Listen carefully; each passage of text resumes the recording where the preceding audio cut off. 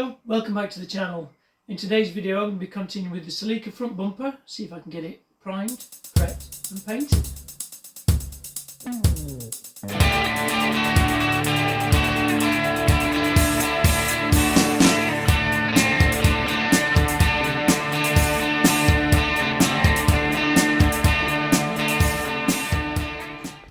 I'm working outside again today as it's such a lovely day. It's pretty much ready now. I've got a little skim to do through here, and I've actually deleted the badge. So I've got to do a light skim through there as well, just to actually make that smooth, just in case there's any sink backs. So I don't want that to actually show up through the silver. Silver's renowned for showing any imperfections if your prep and your actual bodywork isn't correct. So I'll do a light skim through there, and then I can give it a good check over for some little pinholes like here, and then we'll give it a really good coat of high build primer. I've also ordered the paint, which I shall show you now, which has just arrived, and I did order some filler as well, so hopefully it should all be in here. And the packing. Nice box that can be thrown away. Let's have a look what we got.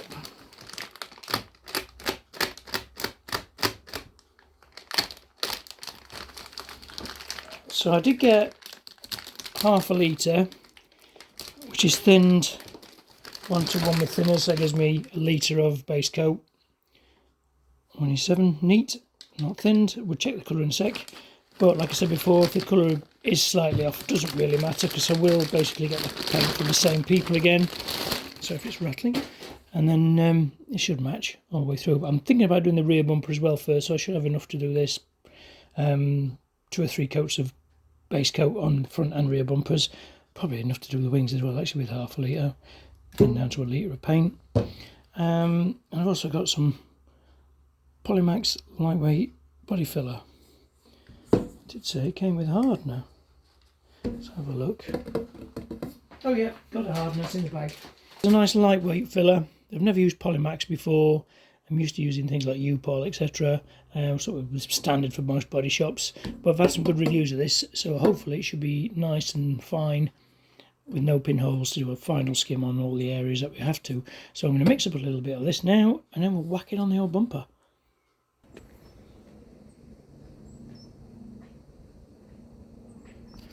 So I've got a little bit more bodywork to do through here, a couple of pinholes, and then on the final skim on the top there. It's now finished with 180, just nice and smooth. So what I'll do next is give it, after I've done those pinholes, I'll do a really good clean, finish it off with some glass cleaner, and then I'll mix up some primer, and I'll whack it on. I'll probably do it out here actually, probably just over there under the shade of the apple tree.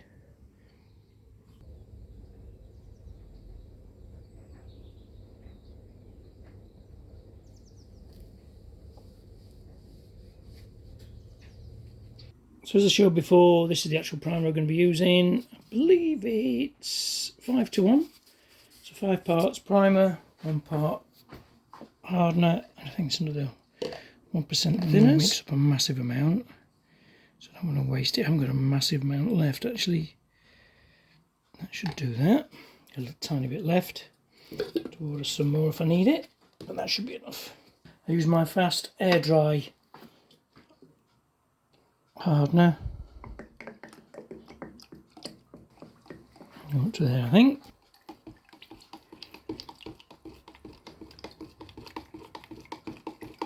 I'm going to whack it in my good old Celica gun.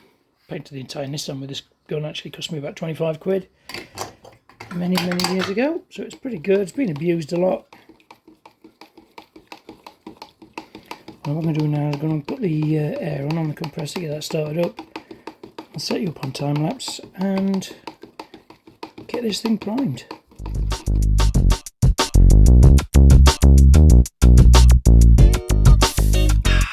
Feel the beat.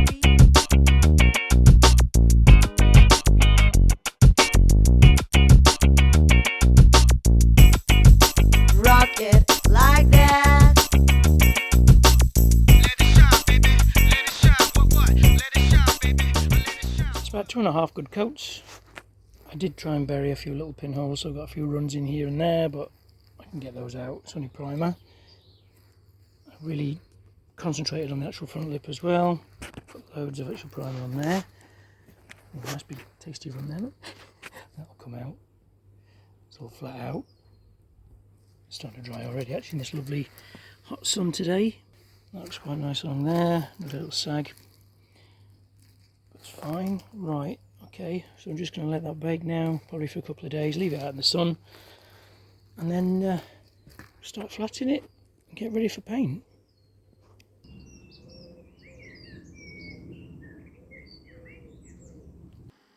Right, it's been a couple of days just over the weekend for it to just actually harden up. I've started actually sanding some areas here just inside the workshop by hand. There's little areas still need a bit of attention, but I want to actually get it outside now, sand it over with the DA sander, and just to get all the main areas, make it a lot easier and a lot quicker.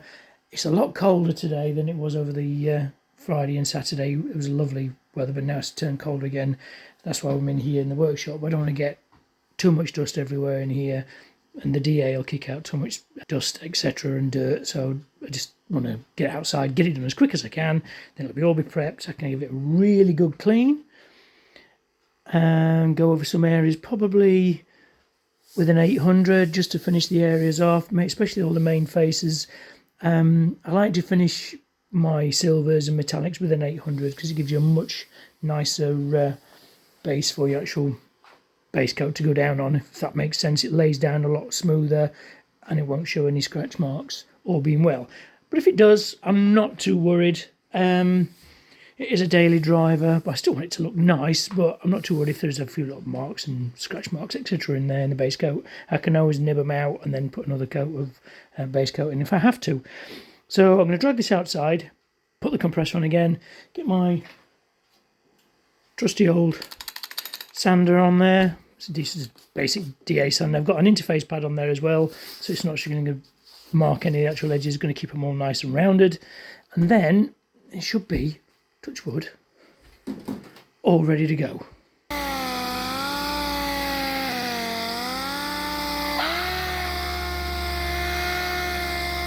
Right, I'm pretty much all prepped. I'm just going around now, checking for any little pinholes, which I'm just going in with a blade, a tiny bit of stopper just to fill them in a little bit. Then I'll go over again with a bit of wet and dry, I think. Just 800, just to finish it all off. Gone through a few little areas, but I'll be fine. I'll just dust a very light coat of silver on first, and then we'll do a nice coat, and then a nice drop coat, finish it off, and it should be it. And then we can whack on some clear, and hopefully we don't get any runs. Jinxed it now.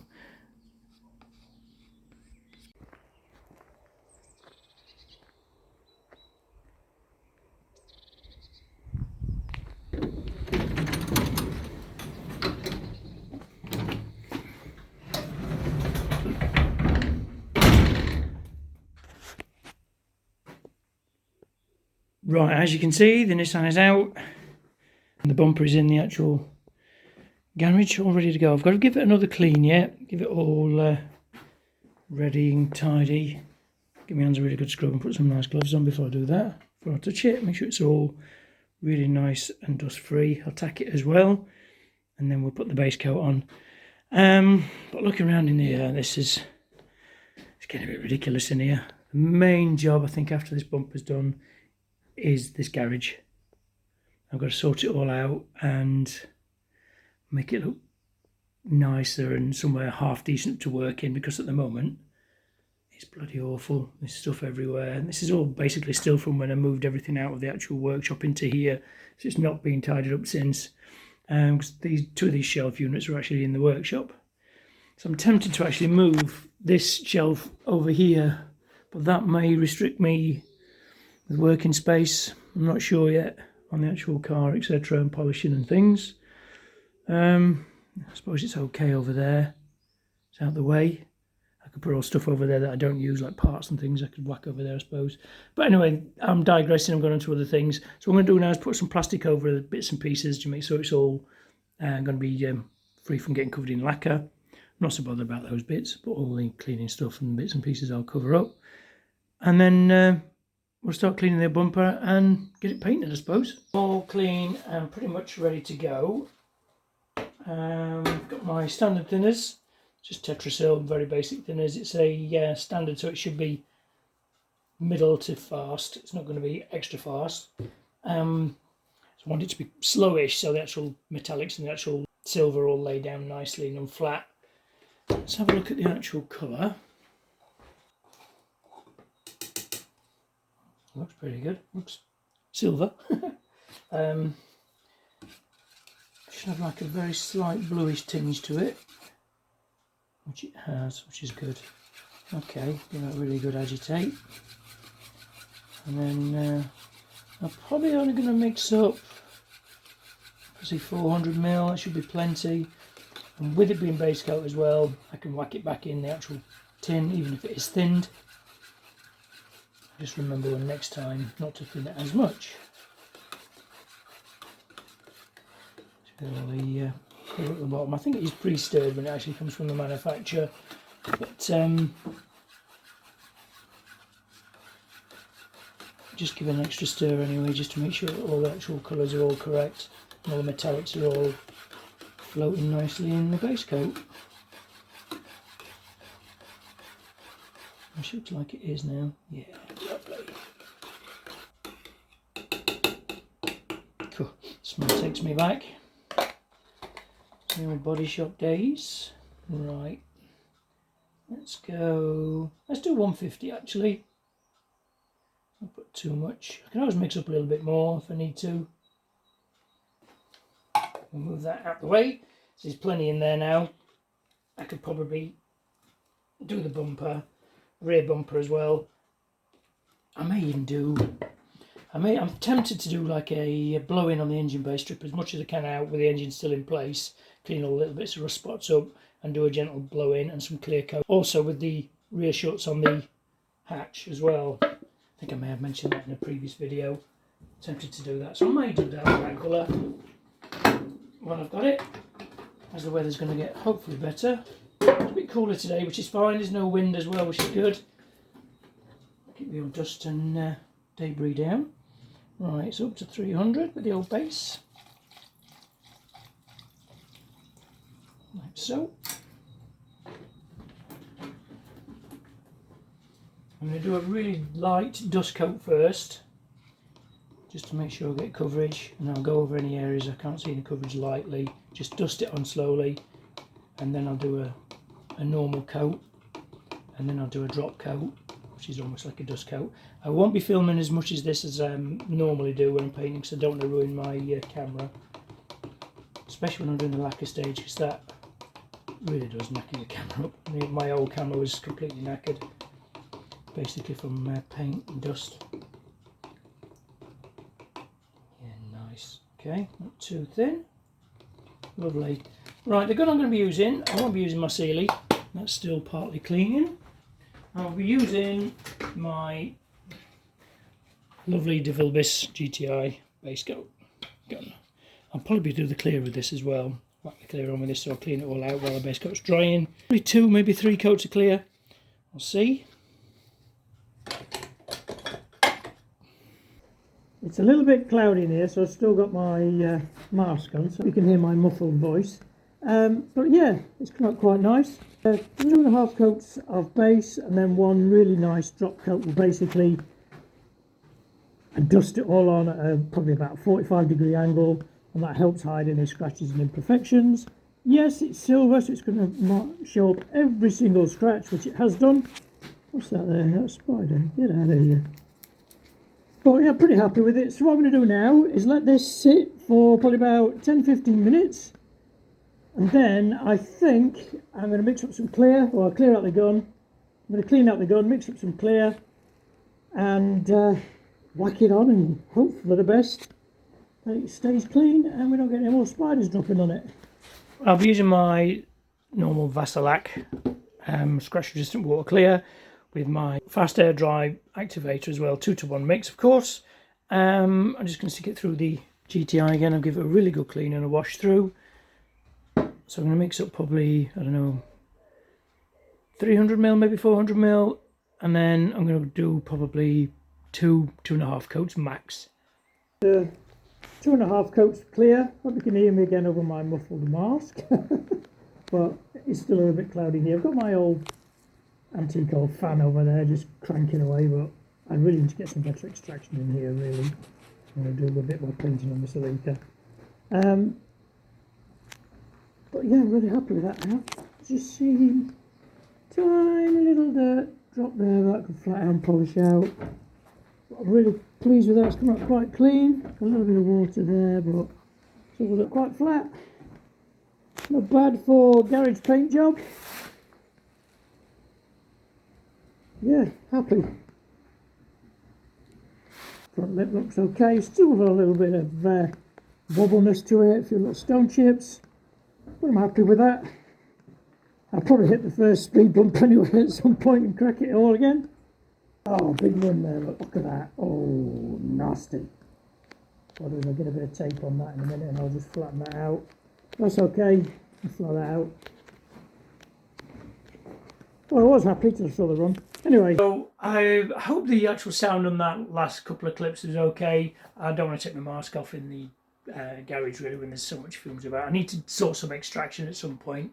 But I'm really happy with the actual overall look and the cleanliness of the actual job. It looks okay, except for that one run, which I'm a little bit annoyed about, but I'll be able to flat that out. I'm not too worried really.